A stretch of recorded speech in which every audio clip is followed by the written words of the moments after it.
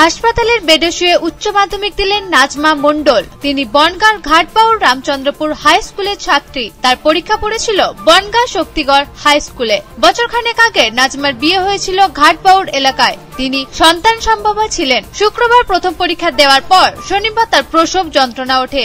এরপর তাকে বনগাঁ মহকুমা হাসপাতালে প্রসূতি বিভাগে ভর্তি করা হয়। রবিবার সিজারের মাধ্যমে তার একটি পুত্র সন্তান হয়। এরপর সোমবার নাজমা পরীক্ষা দেওয়ার ইচ্ছা প্রকাশ করতে হাসপাতাল থেকে পরীক্ষা দেওয়ার ব্যবস্থা করলো স্কুল ও হাসপাতাল কর্তৃপক্ষ। ওর ইচ্ছা ছিল, এখন আশাটা যদি পূর্ণ হয় সবারই ভালো লাগবে। সবাই মিলে সহযোগিতা করা হচ্ছে। উচ্চ মাধ্যমিক ইংলিশ পরীক্ষা হসপিটালে প্রেগনেন্ট ছিল, তো বাচ্চা হওয়ার জন্য নিয়ে এসেছিলাম।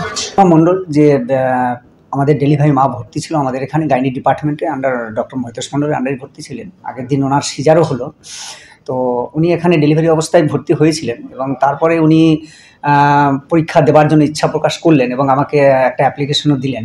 তো সেই অনুসারে আমরা যথাস্থানে স্কুল যারা এসআই থাকেন এবং যারা কন্ডাক্ট করছেন সেই জায়গাতে আমরা সেই অ্যাপ্লিকেশান পৌঁছে দিই এবং সেখান থেকেও তার পরীক্ষার অ্যারেঞ্জমেন্ট করা হয়। আমাদের এখান থেকেও ওনার ডেলিভারির পরে আগের দিন ডেলিভারি হয়েছেন, তো তারপরে ওনাকে আমরা ভালো জায়গাতে, যেখানে আমাদের এইচডিওতে আলাদা অবজারভেশনে রেখে আলাদা জায়গাতে ওনাকে পরীক্ষার অ্যারেঞ্জমেন্টও করা হয়। ব্যুরো রিপোর্ট, পূবের কলম ডিজিটাল।